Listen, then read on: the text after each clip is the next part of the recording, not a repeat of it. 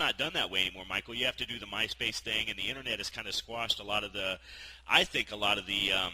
excitement of finding a band out there that's brand new. Right, and with the advent of technology, anybody can make a CD and anybody can become a band and put their band on MySpace, and so there's a lot to pick and choose from. So you got to really diversify yourself and have some really smart marketing, and you got to really take advantage. But unfortunately, you got to work twice as hard as when we did it. Right. Want to talk about Soulbender. I know that Soulbender is something that what I've seen in interviews that you've done and some of the things that you've said, Michael, Soulbender was something that was really near and dear to you. There hasn't been a new album in a while, but it seems like you're really open to still working with the folks that you did from that band. Is that something that's just been kind of put on hiatus for a little while, or something that we might not see from Soulbender again?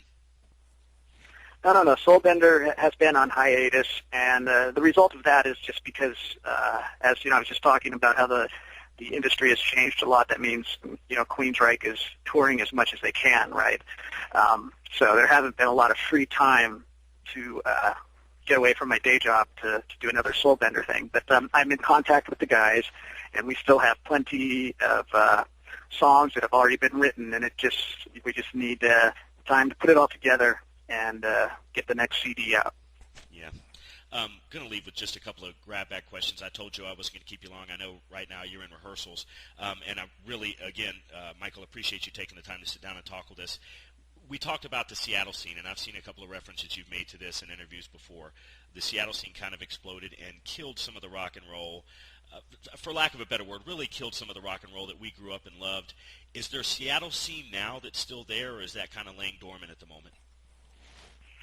No, Seattle is a mecca for all types of entertainment, and you can find all types of music here, which is really good, and that's why a lot of people move here, just because of the entertainment that's here.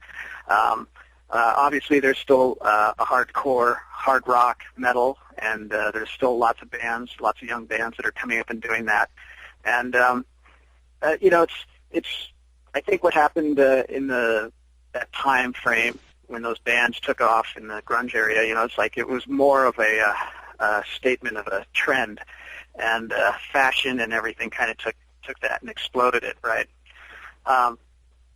But music is an art form, and that's the way you treat it, and you got to love it, and you just got to keep it real personal to you, and just make sure that hopefully it translates to the friends and to keep building fans, and it's through attrition, day by day, song by song, album by album, and just keep promoting it.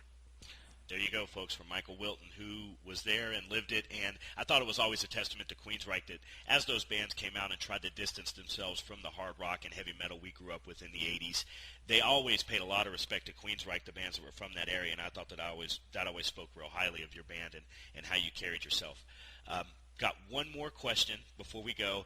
Jeff Tate obviously has the wine out. We talked about your beer earlier.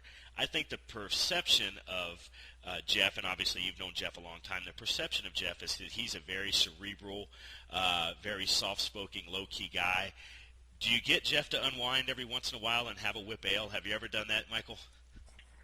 I'm sure he'll love to taste it, but yes, he can unwind definitely after he's had a few bottles of his wine. Just wanted to ask. I was like, you don't think of Jeff Tate as a beer guy, but I'm going to ask, maybe if Michael, makes him drink it, maybe, Jeff Tate will have a beer. But just wanted to ask that, Michael. Listen, I know you're in rehearsals. Like I said, told you I wouldn't keep you a long time. Really a big honor and pleasure for us. We've been Queensryche fans for a long time. It means a lot for you to sit down with us. We appreciate it and look forward to what you got going on in the future. Well, thank you very much, and let's stay in contact, and let's talk again later on in the year. Absolutely, Michael. You take care, and have a great weekend, sir. Okay, thank you very much. You bet. Bye-bye. All metal, gracias. Bye. Bye.